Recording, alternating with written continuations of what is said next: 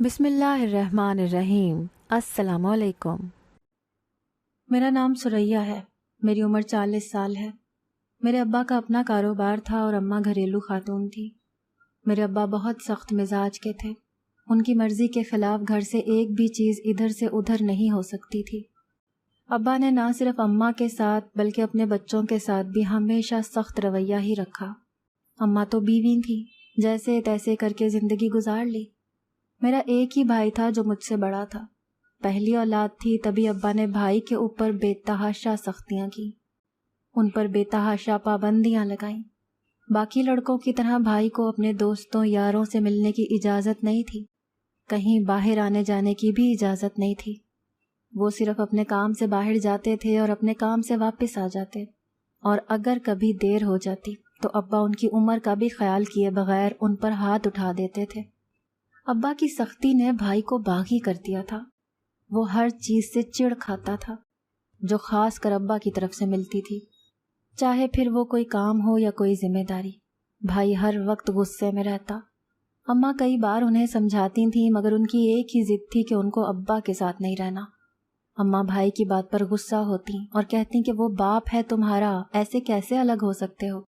लेकिन भाई अब्बा का नाम सुनना भी पसंद नहीं करते थे। भाई ने अपनी तालीम हासिल करने के लिए अब्बा से शहर से बाहर जाने की इजाज़त मांगी, मगर अब्बा का कहना था कि यहाँ पर रह के भी तालीम हासिल की जा सकती है, ज़रूरी नहीं है कि घर से बाहर जाया जाए। भाई को इस बात पे भी बेहद गुस्सा था कि अब क्या अपनी मर्ज़ी से हम सांस भी नहीं ले सकते। अब्बा की बेजा पाबंदियों ने भाई को हम सब से दूर कर दिया था। भाई किसी से आराम से बात ना करता, हर वक्त चिढ़ कर बोलता और हर वक्त गुस्से में रहता। अम्मा भाई का रवैया देखकर परेशान रहती। इकलौता भाई था, इसीलिए अम्मा को भी ज़्यादा तकलीफ होती। अम्मा ने अब्बा से बात करने का फैसला किया कि भाई को शहर से बाहर पढ़ने के लिए भेज दिया जाए। अम्मा ने अब्बा से बात की, मगर अब्बा ना माने। अम्मा ने वजह जाननी चाहिए तो अब्बा ने बोला कि हालात ठीक नहीं है, बच्चा हाथ से निकल जाएगा। लेकिन अब्बा ये नहीं जानता था कि अब्बा की सख्तियों की वजह से उनका बेटा उनके हाथ से निकल चुका था। बेजा सख्ती और बेजा पाबंदियां भी बच्चे को बागी कर देती थीं। म्याना रवि बच्चे के लिए बहुत ज़रूरी है। अम्मा अब्बा के साथ रहते बहुत डांट भी खाई, मगर जैसे तैसे अम्मा ने अब्बा को राज़ी कर ही लिया। लेकिन अब्बा की एक शर्त थी कि हर हफ्ते भाई घर आया करेगा। सब खाने पर बैठे हुए थे जब अम्मा ने भाई से पूछा कि तुम्हारे बैग में क्या क्या चीज़ें पैक करनी है ताकि तुम हॉस्टल के लिए निकल सको। भाई तो हैरान था कि ये मौजज़ा कैसे हो गया। भाई ने अम्मा की तरफ देखा, लेकिन अम्मा की अगली बात सुनकर हम सब की जान निकल गई। जब अम्मा ने बोला कि तुम्हारे अब्बा की एक शर्त है, अम्मा के चेहरे से ही परेशानी आया थी। भाई ने अचंभे से अम्मा की तरफ देखा तो अम्मा रोने लगी, मगर अब्बा अपने खाने में मसरूफ़ रहे। उनको बिल्कुल भी फ़र्क नहीं पड़ रहा था अम्मा के रोने पर। भाई ने गुस्से से अब्बा की तरफ देखा जो आराम से खाना खा रहे थे, जैसे वहाँ बस वो अकेले ही बैठे हों, उनके अलावा और कोई मौजूद ना हो। भाई ने अम्मा से पूछा कि शर्त क्या है। तभी अम्मा ने बोला कि तुम्हारी बाहर पढ़ाई के लिए मुझे तुम्हारे अब्बा से तलाक लेनी होगी, और भाई अब्बा के साथ रहेंगे और मैं अम्मा के साथ। अम्मा की बात ने तो हमारे पैरों तले से ज़मीन खींच ली थी। भाई को अब अब्बा अपने दुश्मन लगने लगे थे। भाई ने शहर पढ़ने से इनकार कर दिया, मगर एक बात जो दो टोक अब्बा को कह दी कि वो उनकी औलाद नहीं है। अब्बा इस बात से आग बगोला हो गए और अम्मा को बोले कि ये सब तुम्हारा किया हुआ है, तुमने ही इसको सर पर चढ़ाया है, इसीलिए वो इतनी बदतमीजी कर रहा है। मैं हैरान थी कि क्या औरत को किसी सूरत सुकून नहीं है, ना बेटी बनकर ना बीवी बनकर। अम्मा एक बीवी बनकर बगैर गलती के इतना कुछ सुनती थी और मैं एक बेटी बनकर इतना कुछ बर्दाश्त कर रही थी। मुझे थोड़ी सी भी इजाज़त नहीं थी कि मैं अपनी आगे पढ़ाई जारी रख सकूं। इसीलिए अब्बा ने मैट्रिक के बाद मुझे स्कूल से हटवा लिया था। अब्बा का कहना था कि बेटियों का बाहर जाना ठीक नहीं। अम्मा अक्सर तंजिया हंसी हंस देती कि बेटों का भी बाहर जाना ठीक नहीं और बेटियों का भी बाहर जाना ठीक नहीं, तो फिर किसका बाहर जाना ठीक है। भाई ने शहर में ही दाखिला ले लिया था। अब्बा ने ख़ास तौर पर भाई से पूछा कि क्या बॉयज़ कॉलेज में भाई ने दाखिला लिया है, जिस पर भाई नज़रें चुराने लगे और बोले कि जी। लेकिन मैं हैरान थी कि भाई का रंग क्यों उड़ा हुआ है। भाई अब रोज़ कॉलेज जाते। एक रोज़ भाई कॉलेज से वापस आए तो अब्बा बेहद गुस्से में थे اماں نے کئی بار پوچھا کہ ہوا کیا ہے، لیکن ابا نے ایک ہی بات کہی کہ وہ بس بھائی سے بات کریں گے۔ میں اور اماں کافی گھبرائی ہوئی تھیں۔ شام کے وقت جب بھائی گھر آئے تو ابا کو دیکھ کر ایک بار اپنی جگہ پر سہم گئے، لیکن پھر ہمت کرتے آگے بڑھے اور سلام کرتے اپنے کمرے میں جانے لگے تھے کہ ابا کی دھاڑ پر واپس انہی قدموں سے مڑے اور ڈرتے ڈرتے ابا کے پاس آئے۔ ابا اپنی جگہ سے کھڑے ہوئے اور بھائی سے پوچھا کہ کون سے بوائز کالج میں تم نے داخلہ لیا ہے۔ بھائی جو سکون سے کھڑے تھے ایک دم حیرت سے ابا کو دیکھنے لگے۔ میں اور اماں ایک دوسرے کا چہرہ حیرانی سے دیکھنے لگیں کہ آخر ماجرا کیا ہے۔ ابا نے بھائی سے پھر پوچھا کہ کون سے بوائز کالج میں داخلہ لیا ہے۔ بھائی کی آواز کانپ رہی تھی۔ کانپتے ہوئے بھائی نے ابا کو کالج کا نام بتایا، لیکن ابا کے اگلے عمل پر ہم سب دنگ رہ گئے جب ابا نے بھائی کے چہرے پر ایک تھپڑ رسید کیا۔ ہم تو حیرانگی سے منہ پر ہاتھ رکھے ابا کو دیکھ رہے تھے۔ ابا نے بھائی کے ایک اور تھپڑ لگایا اور بولے کہ جھوٹ بول رہے ہو ہمارے ساتھ، تم بوائز کالج نہیں بلکہ کو کالج میں گئے ہو۔ اماں تو ابا کی بات سنتی آنکھیں پھاڑے بھائی کی طرف دیکھ رہی تھیں۔ اماں آگے بڑھیں اور بھائی سے پوچھا کہ کیا یہ سچ ہے؟ بھائی کی بھی شاید بس ہو گئی تھی، اسی لیے چیخ کر بولا کہ ہاں یہ سچ ہے۔ کہ اس کو سکون سے جی کیوں نہیں لینے دیتے؟ پیدا کرنے کا مطلب یہ نہیں ہے کہ اب ہماری سانسیں بھی آپ لوگوں کے مطابق چلیں۔ ہمیں اپنی زندگی میں سکون چاہیے جو کم از کم آپ لوگوں کے ہوتے ہوئے نہیں مل سکتا۔ ہم آپ کی اولاد ضرور ہیں مگر غلام نہیں ہیں۔ آپ لوگوں نے جتنی پابندیاں ہم لوگوں پر لگا رکھی ہیں اس میں سانس لینا بھی مشکل لگتا ہے۔ مجھے اس گھر میں گھٹن محسوس ہوتی ہے، میرا دل کرتا ہے میں اس گھر سے کہیں چلا جاؤں۔ بھائی اتنا بولتا ہوا اپنے کمرے میں چلا گیا۔ میں کونے میں دبک کے کھڑی رو رہی تھی۔ اماں کے بھی خاموش آنسو بہہ رہے تھے، لیکن اگر کوئی تھا جس کو فرق بھی نہیں پڑا تھا تو وہ ابا تھے۔ ابا بھائی کی بات کا اثر لینے کے بجائے الٹا اماں کو غصہ ہونے لگے کہ یہ تربیت کی ہے تم نے، یہ ہے تمہاری تربیت جو آج ہمارے آگے جواب دے رہا ہے۔ اماں نے ابا کو دکھ سے دیکھا کہ کیا دھرا سب آپ کا اور الزام مجھ پر لگا رہے ہیں، لیکن اماں صرف یہ سوچ سکتی تھی، کہنے کی ہمت کہاں باقی تھی، اور نہ ہی اتنی جسارت تھی کہ اماں ابا سے کچھ کہہ سکتی ہوں۔ بھائی کی ایک بات بالکل حقیقت تھی، اس گھر میں بھی اتنی پابندی کے بیچ گھٹن محسوس ہوتی تھی۔ کئی سال گزر جانے کے بعد بھی ابا کی عادتیں نہ بدلیں۔ بھائی کی تعلیم مکمل ہوئی تو وہ اپنی پسند کی نوکری کرنا چاہتے تھے، مگر یہاں بھی ابا کی ضد تھی کہ بھائی ان کے ساتھ ان کا کاروبار سنبھالیں۔ لیکن اس بار بھائی نے صاف انکار کر دیا اور بولے کہ اگر آپ مجھے گھر سے بھی نکال دیں گے تب بھی میں آپ کی بات نہیں مانوں گا۔ گھر میں ہر طرف لڑائی جھگڑے کا ماحول رہتا، ہر انسان ہی کھنچا کھنچا رہتا تھا، جیسے کوئی کسی سے راضی ہی نہیں تھا۔ 4 لوگ بھی ایک دوسرے سے بات کر کے بھی راضی نہیں تھے۔ ابا نے بہت ضد کی کہ وہ بھائی کو اپنے ساتھ کاروبار میں لگا سکتے ہیں، مگر بھائی نے بھی اپنی ضد پوری کی اور ایک نوکری کرنے لگے۔ تنخواہ اتنی اچھی نہ تھی مگر بھائی خوش تھے اور ہمارے لیے یہی کافی تھا۔ اب بھائی کا رویہ ہم دونوں ماں بیٹی سے کچھ ٹھیک ہونے لگا تھا۔ وہ ہمارے لیے آتے وقت اکثر اوقات ڈھیر ساری چیزیں لے کر آتے تھے، اور اگر کبھی اماں کہہ دیتی کہ اپنے ابا کے لیے بھی کچھ لے آیا کرو تو بھائی کا منہ تک کڑوا ہو جاتا، اور وہ کہتے کہ میرے پاس اتنے پیسے نہیں ہیں کہ اب میں ہر ایک کے اوپر لگاتا پھروں۔ ابا نے بھائی کے دل میں جو اپنے لیے نفرت کا بیج بویا تھا اس کی جڑیں نہ جانے کہاں کہاں تک پھیل چکی تھیں۔ بھائی تو ابا کا نام لینا بھی پسند نہیں کرتے تھے، ان کا بس چلتا تو ابا کو اس گھر میں بھی نہ رکھتے۔ بھائی کو اپنے آفس میں ایک لڑکی پسند آ گئی۔ بھائی نے جب اماں سے بات کی تو اماں نئے سرے سے پریشان ہونے لگی۔ میں بھی خوفزدہ ہونے لگی کہ گھر میں پھر سے لڑائی جھگڑے شروع ہوں گے، ابا اور بھائی کے درمیان چیخو پکار ہوگی، اور اس کے بعد پھر سب اپنے اپنے کاموں میں اپنے اپنے دھیان میں لگ جائیں گے۔ میں نے بھائی سے روتے ہوئے کہا کہ بھائی جہاں ابا کہتے ہیں وہاں شادی کر لو، نہیں تو ہماری زندگی مزید مشکل ہو جائے گی۔ اماں نے بھی بھائی کے آگے ہاتھ جوڑ دیے۔ تھک ہار کے بھائی کو ہماری ہی ماننی پڑی، لیکن بھائی کو منانا اتنا آسان نہیں تھا۔ اماں نے بھائی سے بولا کہ وہ تمہاری بیوی ہوگی، تم جیسے چاہے رکھنا، یہ تمہاری اپنی مرضی ہوگی، کیونکہ اس سب میں تمہارے باپ کا کوئی لینا دینا نہیں ہوگا۔ اماں نے تو بھائی کو شاید منانے کے لیے ایسا کہا تھا، مگر نہ جانے بھائی اپنے دماغ میں کیا کیا سوچے بیٹھے تھے۔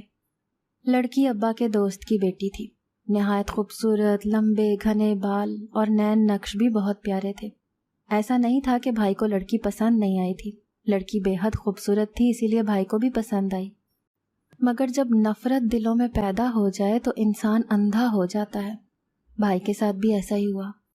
بھائی نے بھابھی سے شادی ضرور کی، مگر شاید ابا سے بدلہ لینے کے لیے۔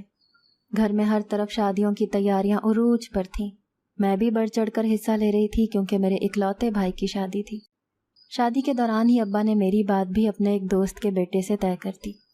جس دن بھائی کی منگنی تھی اس روز ابا نے مجھے اپنے پاس بلایا۔ میں ڈرتے ہوئے ابا کے پاس گئی کیونکہ میں ہمیشہ ابا سے بات کرنے میں گھبراتی تھی۔ ابا نے تو جیسے میرے سر پر 7 آسمان گرا دیے تھے جب ابا نے کہا کہ میں نے تمہارا رشتہ طے کر دیا ہے اور وہ جہیز کے نام پر کچھ نہیں لیں گے۔ ابا کیا بول رہے ہیں؟ مجھے تو کچھ سمجھ نہیں آ رہا تھا۔ میرا تو دماغ ابھی بھی ابا کی ایک ہی بات پر اٹکا ہوا تھا کہ انہوں نے میرا رشتہ طے کر دیا ہے۔ میں تو حیران تھی کہ ابا اتنی جلدی میرا رشتہ کیسے طے کر سکتے ہیں۔ کیا ان کو اتنا بھی احساس نہیں ہے کہ میں ابھی اتنی بڑی ذمہ داری اٹھانے کے قابل نہیں ہوں؟ مگر میں کچھ نہیں کہہ سکتی تھی۔ ابا کے کہنے پر میں واپس فنکشن میں آ گئی۔ اماں نے مجھ سے پوچھا کہ آخر ہوا کیا ہے، مگر میں ان کو کیا بتاتی۔ رات کے وقت جب ابا اور اماں گھر گئے تو ابا نے اماں کو بتا دیا کہ وہ میرا رشتہ طے کر آئے ہیں۔ میں اماں کے سینے سے لگی ساری رات روتی رہی۔ اماں نے مجھے حوصلہ دیا۔ جب یہ بات بھائی کو پتہ چلی تو وہ غصہ ہونے لگا، مگر اماں نے بھائی کو سختی سے منع کر دیا کہ وہ کچھ نہیں کہے گا۔ اگلے روز بارات تھی۔ بھابھی بے حد پیاری لگ رہی تھی۔ نکاح ہوا تو بھابھی کو رخصت کروا کر گھر لے آیا گیا۔ بھائی شادی کی رات ہی بھابھی کو مارنے پیٹنے لگا اور بولا کہ یہ عورت بد کردار ہے۔ ہم تو دنگ تھے، ابا کا غصے سے برا حال تھا، اماں بھی رو رہی تھیں۔ ہم جس وقت صبح اٹھے تو بھائی کی بات پر دنگ رہ گئے۔ جب بھائی نے بتایا کہ صبح ہوتے ہی بھابھی گھر سے بھاگ گئی۔ بھائی نے بھابھی کا سارا سامان گھر کے تہہ خانے میں پھینک دیا، لیکن ہمیں تہہ خانے میں جانے کی اجازت نہ تھی۔ بھائی نے تہہ خانے کا تالا لگایا اور چابیاں اپنے پاس رکھ لیں۔ اب بھائی ابا کو ہر بات پر ان کی پسند کا طعنہ دیتے۔ ایک روز میں پانی پینے کی غرض سے کچن میں گئی۔ واپسی پر مجھے بہت حیرت ہوئی جب بھائی سب سے چھپتے چھپاتے نہ جانے کہاں جا رہے تھے۔ میں بھی تجسس کے مارے بھائی کے ساتھ چل پڑی، لیکن میری حیرت کی انتہا نہ رہی جب بھائی کو میں نے تہہ خانے میں جاتے دیکھا، اور جب بھائی واپس آتے تو رو رہے ہوتے۔ مجھے لگا کہ وہ بھابھی کو یاد کرتے ہیں۔ مجھے ابا اور بھابھی پر غصہ آنے لگا کہ آخر کیوں وہ ایسے کر کے گئیں۔ 1 سال کے بعد میری شادی طے کی گئی تھی۔ سال پر لگا کر اڑ گیا۔ اماں بھائی کو کہتی کہ اب تو سال ہو گیا ہے، تم دوسری شادی کر لو، مگر بھائی ایک ہی بات کہتے کہ مجھے شادی نہیں کرنی۔ اب تو ابا نے بھی اجازت دے دی تھی کہ جہاں دل چاہے شادی کر سکتے ہو، لیکن بھائی کے دل میں ابا کے لیے ابھی بھی کوئی نرمی نہیں تھی۔ بھائی نے تو جیسے اپنی آنکھیں کان بند کر رکھے تھے۔ کچھ وقت بعد میری بھی شادی ہو گئی۔ جب میکے آئی تو رات کے وقت میں بھوک کی شدت سے کچھ کھانے کے لیے جیسے ہی کچن میں گئی تو مجھے تہہ خانے سے کسی بچے کے رونے کی آواز آئی۔ پہلے مجھے لگا کہ یہ میرا وہم ہے، مگر جب بچے کے رونے کی آواز بلند ہونے لگی تو میرے پیروں تلے سے زمین نکل گئی۔ میں نے تہہ خانے کی چابیاں ہر طرف تلاش کی، مگر مجھے تہہ خانے کی چابیاں نہ ملی۔ بچے کے رونے کی آواز اب بلند ہوتی جا رہی تھی۔ میں تالا توڑ کر اندر چلی گئی تو روح کانپ گئی، کیونکہ وہاں تو ایک نامولود بچہ تولیے میں لپٹا رو رہا تھا۔ میری تو آنکھیں اپنی جگہ ساکت تھیں۔ تہہ خانہ بالکل بدل چکا تھا، وہ کوئی الگ ہی گھر لگ رہا تھا۔ چونکہ تہہ خانہ کافی بڑا تھا اسی لیے بھابھی کا سارا سامان اس جگہ پر اچھے سے سیٹ کیا ہوا تھا۔ ابھی میں آگے بڑھتی کہ ایک دم بھائی کی آواز پر دبک کر رہ گئی۔ بھائی جو بالکل میرے پیچھے کھڑے تھے مجھے غصے سے گھور رہے تھے۔ میں نے بھائی کو دکھ سے دیکھا اور بولی کہ آپ میں اور ابا میں کیا فرق رہ گیا بھائی؟ تو میری بات پر کسی بھی تاثرات کے بغیر مجھے دیکھتے جا رہے تھے۔ اتنی دیر میں اس بچے کے پاس ایک عورت آئی۔ چہرہ موڑنے پر اس عورت کو دیکھ کر میری تو آنکھیں حیرت سے پھٹی کی پھٹی رہ گئی، کیونکہ وہ عورت کوئی اور نہیں، میری بھابھی تھی۔ میں نے بے یقینی سے بھائی کی طرف دیکھا اور بولی کہ یہ سب کیا ہے؟ میرے بھائی نے میرا بازو پکڑا اور مجھے تہہ خانے میں لے گئے اور تہہ خانے کا دروازہ بند کر دیا۔ بھابھی تو مجھے دیکھ کر حیران رہ گئی تھی اور ایک دم ڈر کے مارے اپنی جگہ سے کھڑی ہو گئی، لیکن بھائی کو میرے ساتھ دیکھ کر وہ کچھ نارمل ہوئی۔ مجھے سمجھ نہیں آ رہا تھا کہ یہ کیا پہیلی ہے جو سلجھنے کا نام تک نہیں لے رہی تھی۔ بھائی نے مجھے بیٹھنے کا اشارہ کیا تو بھابھی جلدی سے میرے لیے جوس بنا کر لے آئی۔ میں نے بھائی سے پوچھا کہ آخر ہوا کیا تھا، ایسے کیوں کیا؟ بھابھی پر الزام لگانا اور پھر مار پیٹ کر انہیں گھر سے نکالنے کا کیا مقصد تھا؟ میری بات پر بھابھی مسکرانے لگی اور بھائی نے لمبا سانس لے کر مجھے بتانا شروع کیا۔ میری تو حیرت سے آنکھیں کھل گئیں جب بھائی نے بتایا کہ شادی کی پہلی رات انہوں نے بھابھی پر ہاتھ ضرور اٹھایا تھا اور ان پر الزام بھی لگایا تھا، مگر ان کو گھر سے نہیں نکالا تھا بلکہ ان کو تہہ خانے میں بند کر دیا تھا۔ لیکن 2 دن بعد ہی بھائی کو اپنی غلطی کا احساس ہو گیا تھا اور انہوں نے بھابھی کو تہہ خانے میں ہی سارا سامان رکھ دیا۔ بھابھی نے بھائی سے 2 مہینے تک بات نہ کی۔ بھائی کو اب بے چینی ہونے لگی کہ آخر بھابھی بھائی سے بات کیوں نہیں کرتی۔ بھابھی بھائی سے سخت ناراض تھی۔ ایک روز بھائی نے بھابھی سے بات کرنے کا فیصلہ کیا۔ بھائی نے بھابھی سے بات کی کہ وہ کیا چاہتی ہیں، کیسے ان کی ناراضگی ختم ہوگی۔ لیکن بھابھی کے مطالبے پر تو جیسے بھائی کی جان نکل گئی جب بھابھی نے بولا کہ ان کو بھائی سے طلاق چاہیے، لیکن بھائی ایسا نہیں کرنا چاہتے تھے۔ تبھی بھابھی کو کہہ دیا کہ اور جو کہو گی کروں گا، مگر طلاق نہیں دے سکتا۔ ایک رات بھابھی کی طبیعت بہت خراب ہوئی تو بھائی نے بھابھی کو رات کے وقت سب سے چھپتے چھپاتے ڈاکٹر کے پاس دکھایا تو پتہ چلا کہ بھابھی حاملہ ہیں۔ اب تو طلاق کا جواز ہی پیدا نہیں ہوتا تھا، لیکن بھابھی کی حالت بہت نازک تھی۔ تبھی بھائی نے بھابھی کو سب بتانے کا فیصلہ کیا تاکہ وہ طلاق کا بھوت اپنے سر سے اتار دیں۔ بھائی نے بھابھی کو ساری بات بتا دی۔ بھابھی بہت نرم دل کی مالکن تھی، بھائی کو فراخ دلی سے معاف کر دیا۔ اللہ نے بھائی کو بڑا پیارا سا بیٹا دیا تھا۔ مجھے تو اس بات کی خوشی تھی کہ میں پھپھو بن چکی تھی، لیکن بھائی نے خود سے وعدہ کیا تھا کہ جب تک ابا کو اپنی غلطیوں کا احساس نہیں ہوگا وہ تب تک بھابھی کا راز راز ہی رکھیں گے۔ بھائی نے مجھ سے بھی وعدہ لیا کہ میں بھی کسی کو کچھ نہیں بتاؤں گی۔ مجھے بھی بھائی کا فیصلہ بالکل ٹھیک لگا تھا۔ میں اپنے سسرال واپس چلی گئی۔ میرا شوہر میرے ساتھ بہت پیار کرتا تھا، مجھے پلکوں پر بٹھا کر رکھتا تھا۔ وہ پابندیاں یا وہ سختیاں میں نے اپنے میکے میں گزاری تھیں اب وہ سب ختم ہو چکی تھیں۔ ان کی جگہ خوشیوں نے میرے گھر کا دروازہ کھٹکھٹا دیا تھا۔ اب تو مجھے ابا تک کی پرواہ نہ ہوتی تھی۔ ایک روز میں اپنے شوہر کے ساتھ سیر و تفریح کے لیے جا رہی تھی جب ایک جگہ بہت سا ہجوم دیکھا۔ میں اور میرا شوہر ایک دم گھبرا سے گئے۔ میرے شوہر مجھے آگے لے کر جانے لگے تھے کہ مجھے لگا کہ جیسے میں اپنا دل اسی جگہ پر چھوڑ کر جا رہی ہوں۔ میں نے اپنے شوہر سے بولا کہ ایک بار اس جگہ پر دیکھ لیں کون ہے، مگر میرے شوہر نے کہا کہ میں پریشان نہ ہوں، گاڑی آگے چلا دی۔ ابھی میں گھر پہنچی ہی تھی، میرا دل بہت بے چین تھا۔ ہم لوگوں کو بیٹھے ابھی کچھ ہی دیر گزری تھی کہ اماں کا فون آنے لگا۔ میں نے جیسے ہی فون اٹھایا میرے سر پر آسمان ٹوٹ پڑا۔ میرے ہاتھ سے فون چھوٹ کر زمین بوس ہو گیا۔ میرا شوہر جو مجھے ہی دیکھ رہا تھا اس نے میرا فون اٹھایا اور کان کو لگایا۔ میری آنکھوں سے آنسو بہہ رہے تھے، مجھے تو کوئی ہوش نہیں رہی تھی۔ میرے شوہر نے مجھے جھنجھوڑ دیا مگر مجھے کسی چیز کی ہوش نہیں تھی۔ میں ایک نقطے پر نظر ٹکائے اپنی جگہ کھڑی رہی۔ کون مجھے اپنے ساتھ لے کر گیا، کس نے مجھے گاڑی میں بٹھایا، مجھے کچھ سمجھ نہیں آ رہا تھا۔ ایک جگہ جا کر گاڑی رکی تو جھٹکا لگنے سے میں نے چونک کر اپنے شوہر کی طرف دیکھا جس نے مجھے گاڑی سے اترنے کا اشارہ کیا۔